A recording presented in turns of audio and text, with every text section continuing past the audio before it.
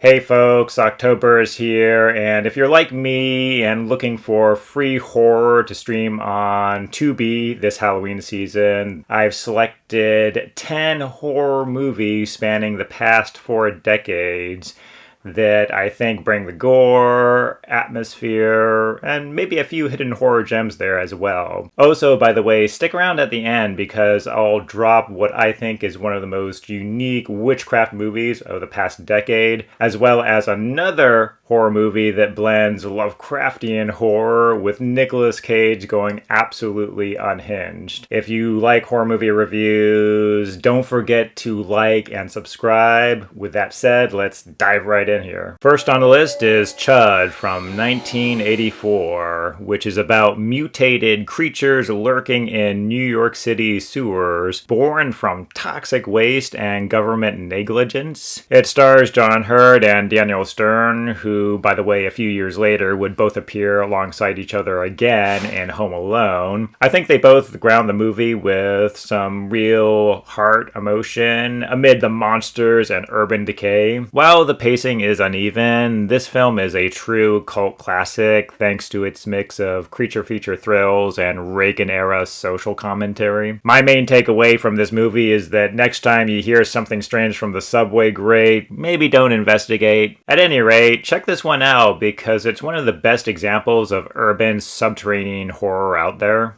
I had to put a vampire flick on the list. Fright Night is a Halloween must. Directed by Tom Holland, it follows teen Charlie Brewster, who discovers his neighbor, played by Chris Sarandon, is a vampire. Enter Roddy McDowall as Peter Vincent, a washed-up horror host reluctantly pulled into the fight. The film balances some good scares with campy humor, and the practical effects are pretty good. Werewolf transformations, monstrous bats, you name it. I kind of see its ironic horror comedy tone as a predecessor for Buffy the Vampire Slayer and The Lost Boys. Chopping Mall from 1986. Mall culture, teen rebellion, and killer security robots. Chopping Mall is as 80s as it gets. A group of teens party after hours in a shopping mall, only to be hunted by malfunctioning security bots, complete with laser beams and exploding heads. It's cheesy, campy, and that's exactly the appeal. Underneath the blood and neon is a clunky satire about consumerism, but really, it's about watching robots say, "Thank you, have a nice day," before blasting you to bits. Want romance with your zombies? Return of the Living Dead 3 takes the franchise in kind of a new direction, blending the zombie horror film with a more Hellraiser-esque dark romance tragic love story. When Kurt brings his girlfriend Julie back from the dead with military gas, she discovers that self-inflicted pain helps suppress her hunger for brains. Her transformation with piercings and body horror, of course, screams Hellraiser and gothic subculture vibes. The romance here is for the most part unconvincing, and the actors don't really help to sell it, but it's gory and has a cool horror gothic aesthetic, and it kind of stands apart from the rest of the series. In the Mouth of Madness from 1994. John Carpenter, one of my favorite horror directors, goes full Lovecraft with In the Mouth of Madness. Sam Neill plays an investigator searching for a missing horror novelist, Sutter Kane, only to find Kane's books are rewriting reality itself. By the end, Neill questions what's real, and so do we. This one delivers on the cosmic horror, it has a nice metafiction element, and it also asks a pretty terrifying question. If enough people believe in a story, does it become reality?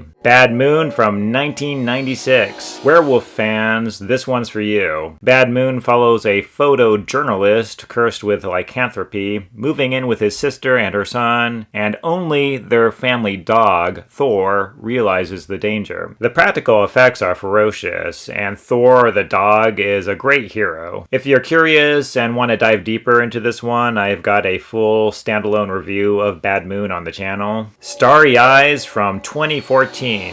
Fast forward to the 2010s, and Starry Eyes brings brutal body horror into the cutthroat world of Hollywood. It follows Sarah, an aspiring actress who literally sells her soul to a cult-like studio for fame. Her descent from struggling dreamer to grotesque reborn star is both tragic and terrifying. Alex Esso delivers an amazing central performance as Sarah. This one really delivers on the horror while also being a scathing commentary on the entertainment industry. The Autopsy of Jane Doe from 2016. If you like atmospheric horror, The Autopsy of Jane Doe is chilling from start to finish. Father and son coroners investigate a mysterious body that seems unharmed on the outside but reveals horrifying secrets inside. As the autopsy unfolds, supernatural forces trap them in the morgue. This movie really effectively channels the already depressing bleakness of being in a morgue. It's claustrophobic, brilliantly acted, and the reveal ties back to centuries-old witchcraft. Now we get to The Love Witch, also released in 2016. I've recommended this one before, but it's too unique not to bring it up again. The Love Witch is Anna Biller's lush homage to 60s Technicolor cinema, following Elaine, a modern witch who enchants men in her desperate search for love, with deadly consequences. Beyond the style and the gorgeous visuals, it's a sharp critique of gender roles, romance, and obsession. I think this is one of the most striking indie horror films of the past decade. And finally, Lovecraft with Nicolas Cage. Color Out of Space adapts H.P. Lovecraft's classic story about a strange meteorite that infects a family farm. Directed by Richard Stanley, who also made one of my favorite cult sci-fi films, Hardware, the movie is trippy, grotesque, and drenched in surreal body horror. It's cosmic horror at its most vivid, a story where the real villain is something so alien our brains can't even process it. And yes, Cage goes full Cage here. So there you have it, 10 horror movies you can watch for free on Tubi this Halloween season.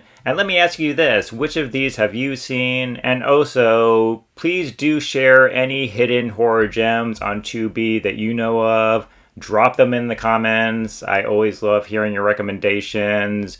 And also, if you're curious, check out my full Bad Moon review that I just put up. And again, don't forget to subscribe. Look forward to more reviews coming your way soon, and we'll see you next time here.